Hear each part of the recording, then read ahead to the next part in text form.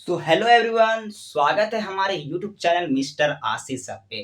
साथियों, आज के इस क्लास में हम लोग कंप्लीट करने वाले हैं चैप्टर नंबर 2 मैथ का, जिसका नाम है साथियों बहुपद। क्या नाम है? बहुपद। हम लोगों ने चैप्टर नंबर 1 में वास्तविक संख्या पूरे अच्छे से कंप्लीट कर लिया है। अगर आप लोग साथियों वास्तविक संख्या चैप्टर नहीं पढ़े हैं तो डिस्क्रिप्शन में लिंक दिया हुआ है, वहां से जाके आप लोग वास्तविक संख्या पढ़ सकते हैं। तो देखिए साथियों, आज की इस क्लास में हम लोग क्या क्या कंप्लीट करेंगे।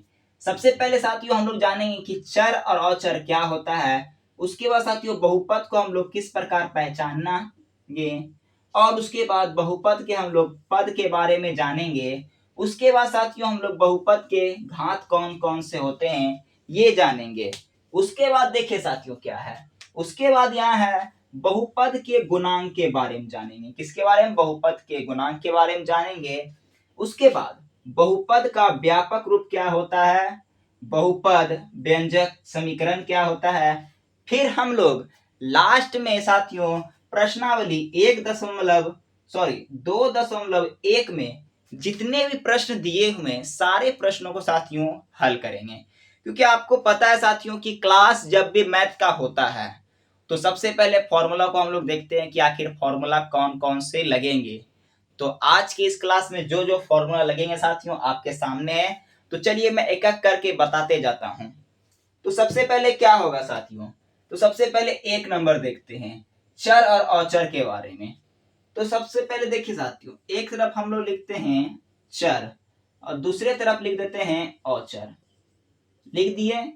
अब देखिए चर किसे कहते हैं, जितने भी हमारे ए बी सी डी के अक्षर आते हैं ए टू जेड, वो सारे जो अक्षर होते हैं उसे हम लोग चर में गिनते हैं। देखिए लिख देंगे ए टू जेड, जितने भी अक्षर होंगे इसे हम लोग चर में गिनेंगे। ठीक है। अब देखिए साथियों क्या करेंगे, अब जितने भी 1 से लेकर 10 तक 11 12 13 14 आते हैं अंक, जितने भी अंक होंगे उसे हम लोग औचर में गिनेंगे। किस में गिनेंगे? औचर में गिनेंगे। समझ गए? चर का मतलब होता है ए टू जेड, औचर का मतलब होता है 1 to 10 11 12। समझ गए आप लोग? अब देखिए हम लोग दूसरा नंबर में क्या है साथियों, दूसरा नंबर क्या है, दूसरा नंबर में साथियों कि बहुपद को कैसे पहचानेंगे कि वो बहुपद है। आखिर हम लोग बहुपद को साथियों कैसे पहचानेंगे। तो देखिए कहता है क्या कि प्रत्येक चर का घात पूर्ण संख्या होना चाहिए। प्रत्येक चर का साथियों जो घात है वो कैसा होना चाहिए? पूर्ण संख्या होना चाहिए।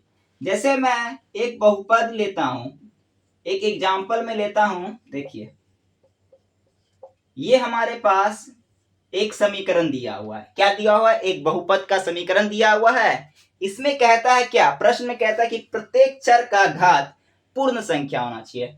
प्रत्येक चर का घात, यहां क्या बोल रहा है? चर। चर का मतलब क्या होता है साथियों? X Y Z A to Z. कितना होता है? ए टू जेड को हम लोग चर बोलते हैं। ठीक है। कहता है कि उसका घात कितना होना चाहिए? प्रत्येक का घात पूर्ण संख्या होना चाहिए। पूर्ण संख्या का मतलब क्या होता है? प्राकृतिक संख्या में हम लोग जीरो को शामिल कर देंगे तो उसे पूर्ण संख्या बन जाता है। जैसे प्राकृतिक संख्या किसे कहते हैं? 1 2 3 4 डॉट डॉट डॉट 10 तक आता है। उसके आगे भी चलता है साथियों। इसमें हम लोग जीरो को अगर शामिल कर देंगे तो ये क्या बन जाएगा? ये साथियों बन जाएगा पूर्ण संख्या बन जाएगा। क्या बन जाएगा? पूर्ण संख्या बन जाएगा। कहता है कि ये पूर्ण संख्या में जो है इसका घात चर आना चाहिए। कितना? पूर्ण संख्या का घात चर आना चाहिए।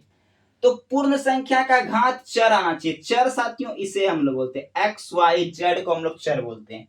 इसका घात आना चाहिए कितना? पूर्ण संख्या। पूर्ण संख्या में 0 आए, 1 आए, 2 आए, 3 आए, 4 आए, उससे कोई मतलब, लेकिन आना चाहिए पूर्ण संख्या। तो घात में क्या आना चाहिए? पूर्ण संख्या। तो यहाँ पे कितना है? 2 है। 2 क्या पूर्ण संख्या है? हाँ या ना कमेंट में बताइए। यहाँ साथियों एक छिपा होता है। क्या होता है? एक छिपा होता है। किसी भी संख्या के ऊपर एक हमेशा छिपा हुआ रहता है। ठीक है, छिपा हुआ रहता है। अब देखिए हम लोग दूसरा एग्जांपल लेते हैं। एक समीकरण दिया हुआ है। देखिए एक समीकरण है 5x² प्लस √3x+4। अब बताइए क्या ये बहुपद है कि नहीं है? बोलिए, है कि नहीं है? जी हाँ, यहाँ पे भी x पे पावर 2 है, यहाँ पे भी है, तो इसे हम लोग बोलेंगे कि बहुपद है। अब देखिए एक और एग्जांपल लेते हैं, 6x² प्लस 3x, ध्यान से देखिएगा ठीक ना, +4। अब बताइए क्या ये बहुपद है या नहीं है? मैं बोलूंगा नहीं है। कैसे नहीं है? देखिए ये रूट अंडर जो साथियों 3x पर है, कितना पर है? देखिए ये जो रूट अंडर है ये 3x पर पूरा है। ये रूट को जब हम हटाएंगे तो ये कितना मान हो जाएगा? देखिए ये रूट को जब हम लोग हटाएंगे तो इसका मान होता है साथियों हाफ हो जाता है। कितना हो जाता है? हाफ हो जाता है। और हमारे परिभाषा में क्या बोल रहा था कि प्रत्येक घात पूर्ण संख्या होना चाहिए। तो क्या 1/2 पूर्ण संख्या है? नहीं है, क्योंकि पूर्ण संख्या किसे कहते हैं? किसी भी प्राकृतिक संख्या के आगे हम शून्य शामिल कर देते तो उसे हम लोग पूर्ण संख्या कहते हैं। समझ गए? तो ये हम लोग का बहुपद नहीं होगा। समझ गए आप लोग? अब देखिए मैं एक एग्जाम्पल लेता हूं, आप लोग कमेंट में बताइएगा क्या ये बहुपद है या नहीं है।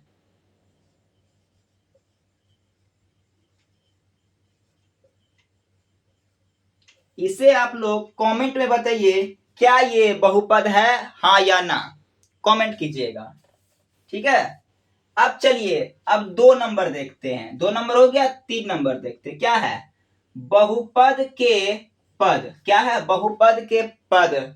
तो चलिए बहुपद के पद देखते हैं।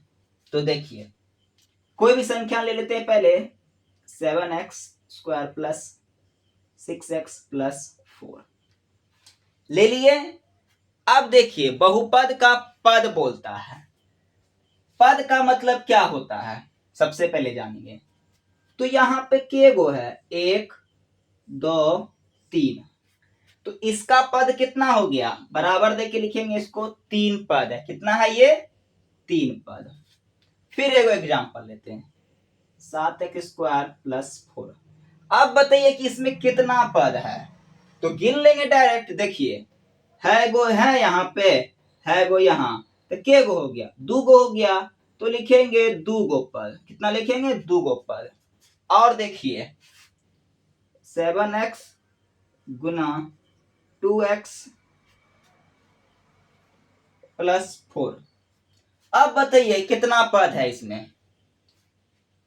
अच्छा से देखिएगा, कोई बोलेगा एगो यहाँ है, एगो यहाँ है, एगो यहाँ है, तो इसका पद हो गया 3 गो हो गया।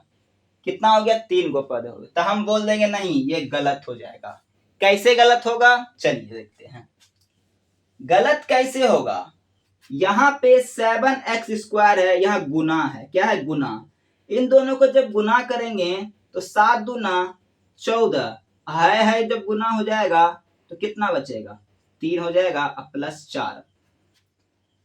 माइनस प्लस, माइनस प्लस साथियों जब भी रहेगा तो कोई परिवर्तन होगा नहीं, माइनस प्लस लिख देंगे। अगर गुना होगा तो सबसे पहले हम लोग गुना करके देख लेंगे। तो गुना हम लोग जब किए तो 14x³ प्लस 4 आया। तो हम लोग ऐसे ही पद निकालते हैं। कैसे निकालते हैं? ऐसा ही हम लोग पद निकालते हैं। देखिए गिन देते हैं, सिंपल सा है। चलिए इसमें बताइए कि कितना वो पद है। इसका जवाब आप लोग कमेंट में दीजिएगा कि इसमें आखिर कितना गो पद होगा। कितना पद है बताइए, कितना पद होगा? कमेंट में जवाब दीजिएगा। समझ गए? अब चलिए अब देखते हैं, हम लोग आगे देखते हैं कि आगे कितना नंबर दिया हुआ। 4 नंबर। 4 नंबर क्या है साथियों?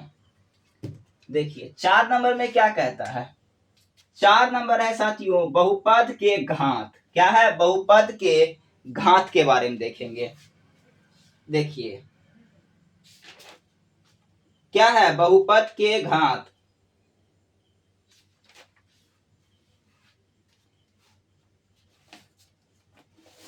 देखिए बहुपद के घात देखते हैं।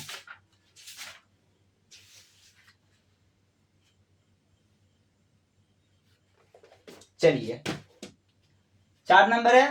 अब देखिए घात का मतलब क्या होता है, पद आप लोग समझ गए हैं। घात का मतलब होता है साथियों पावर होता है। क्या होता है? पावर होता है। हम लोग एक लेते हैं यहाँ पे, अरे देखिए चल नहीं रहा है ये, क्या हो गया तुम लोग को।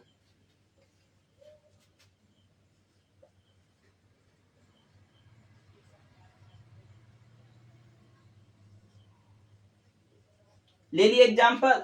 अब देखिए बोलता है कि बहुपद के घात।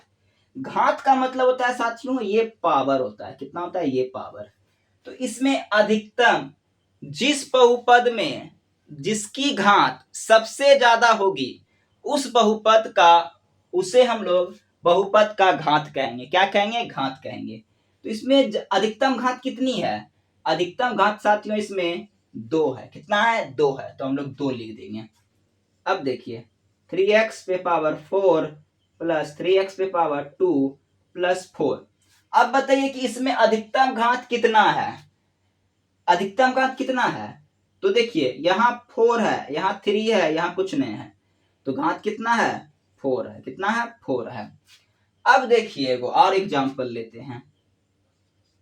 3x पे पावर 4 गुना 4x पे पावर 4 प्लस 4। बताइए कि एक मिनट इसको और थोड़ा बड़ा कर देते हैं। हाँ, अब बताइए कि इस पर पावर कितना है? जो बता देगा उसे इनाम मिलेगा। बताइए कितना हो जाएगा ये? तो साथियों इस प्रकार का जब भी प्रश्न आएगा ना तो इसको हम लोग क्या करेंगे? पहले सॉल्व करेंगे। देखिए तो सबसे पहले सॉल्व करेंगे। चरतिया 12, 12 एक्स, और यहाँ एक्स 4 गो, यहाँ पे 4 गो, तो एक्स पे पावर 8 हो जाएगा। ये कितना आ जाएगा? 3x 7 plus 4। अधिकतम पावर पूछा है तो अधिकतम पावर कितना हो जाएगा? 8 हो जाएगा। 8 हो जाएगा। समझ गए आप लोग? अब देखिए अब हम लोग 5 नंबर पढ़ेंगे। 5 नंबर क्या है साथियों? देखिए बहुपद का गुणांक। बहुपद का गुणांक का मतलब क्या होता है कि जिस बहुपद में जो संख्या पद में दिया रहेगा, पद में दिखते, एग्जाम्पल पे लेते हैं उसके बाद समझाते हैं। देखिए लेते हैं यहाँ पे 7x दिख रहा है आपको क्या? एक मिनट रुकिए, मैं इंक लेकर के आता हूं। ठीक है, वेट कीजिए।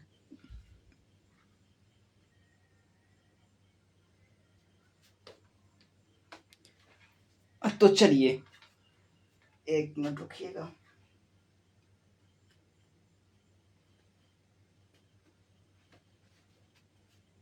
तो चलिए क्या देख रहे थे? बहुपद का गुणांक के बारे में देख रहे थे। ठीक है ना? बहुपद का गुणांक के बारे में देख रहे थे।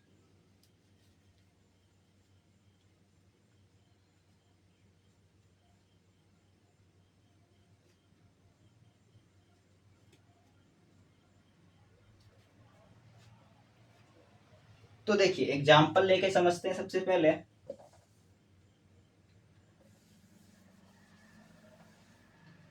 तो सबसे पहले लेंगे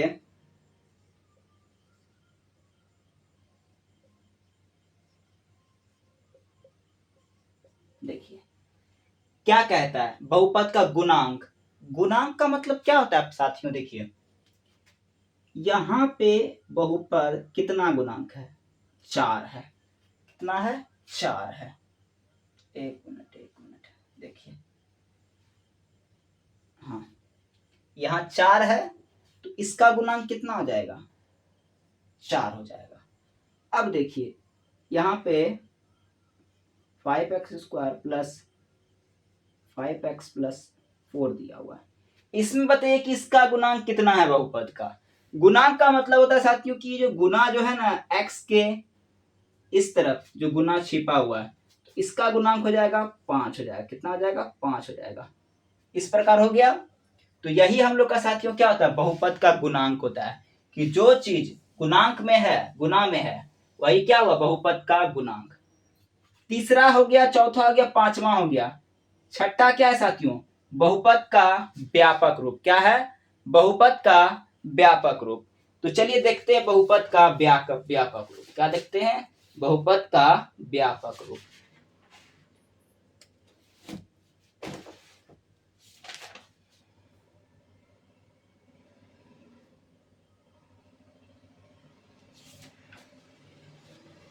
चलिए देखिए,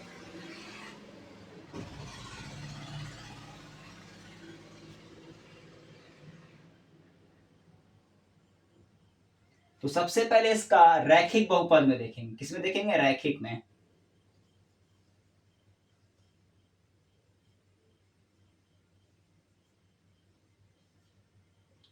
रैखिक बहुपद का व्यापक रूप साथियों कैसा होता है? ax plus B. क्या होता है? ax प्लस बी होता है। अब देखिए द्विघात बहुपद, द्विघात बहुपद, इसका व्यापक रूप कैसा होता है? ax plus bx plus c होता है। क्या होता है? ax प्लस b होता है प्लस c हो सकता है। त्रिघात का देखते हैं। त्रिघात x square plus B x square plus C x plus D, जिसमें साथियों घात एक होगा उसे रैखिक बहुपद कहते हैं, जिसमें घात दो होगा उसे द्विघात बहुपद कहते हैं, जिसमें घात तीन होगा उसे त्रिघात बहुपद कहेंगे। ये लिख लीजिए आप लोग, बहुपद का मानक रूप हुआ। स्क्रीनशॉट ले लीजिए। ले लिए? चलिए अब हम लोग समझते हैं 7 नंबर में क्या है। 7 नंबर में तो देखते हैं 7 नंबर में क्या है। बहुपद, व्यंजक, समीकरण, तीनों के बारे में समझेंगे कि बहुपद और व्यंजक और समीकरण क्या होता है। तो देखिए आपके एनसीईआरटी में सबसे अच्छा एग्जाम्पल दिया हुआ है कि बहुपद और व्यंजक और समीकरण के बारे में। तो मैं उसी का एग्जाम्पल ले लेता हूं क्योंकि आपको अच्छे समझ में आ जाएगा।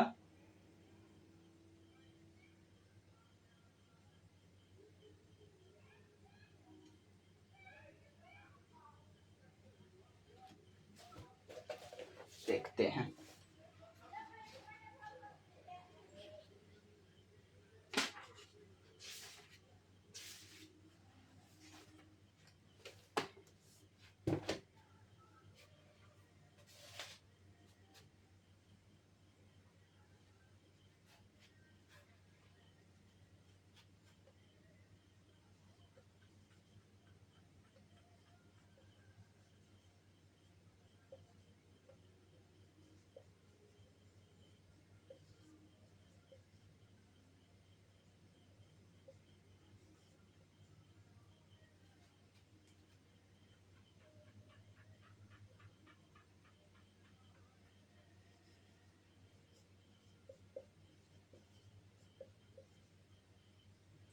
अब देखिए ये साथियों हो गया क्या? ये बहुपद हो गया। क्या हो गया? बहुपद।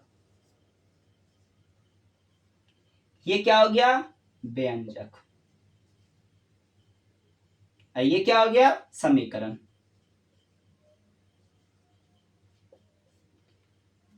अब देखिए साथियों, बहुपद किसे कहते थे? जब हम लोगों ने 2 नंबर देखा कि आखिर बहुपद को हम लोग किस प्रकार पहचानते हैं, तो हम लोगों ने देखा कि प्रत्येक पूर्ण संख्या का घात अगर पूर्णांक होगा, यानी कि प्रत्येक पद वाला जो चर राशि है उसका पावर जो साथियों चर का जो घात होगा, क्या होगा? इसका जो x है, x का जो मान होगा वो कैसा होना चाहिए? पूर्ण संख्या होना चाहिए। कैसा होना चाहिए? पूर्ण संख्या होना चाहिए। पूर्ण संख्या में हम लोग देखा था 0 1 2 3 डॉट डॉट डॉट देखा था। यानी कि प्राकृतिक संख्या में जब हम लोग 0 को शामिल कर देंगे तो उसे हम लोग पूर्ण संख्या कहेंगे। उसके बाद देखिए साथियों, व्यंजक क्या होता है कि बहुपद में अगर बराबर दे करके कोई भी संख्या या 0 या कोई भी अंक वगैरह दे देंगे, ठीक है, तो वो हो जाएगा व्यंजक के रूप में। और ये एक हो गया समीकरण हो गया। ठीक है साथियों। अब देखिए हम लोग समझते हैं क्या। अब हम लोग देखते हैं प्रश्नावली 1 देखिए 2.1 देखते हैं। क्या देखते हैं? 2.1 देखते हैं। तो चलिए देखते हैं।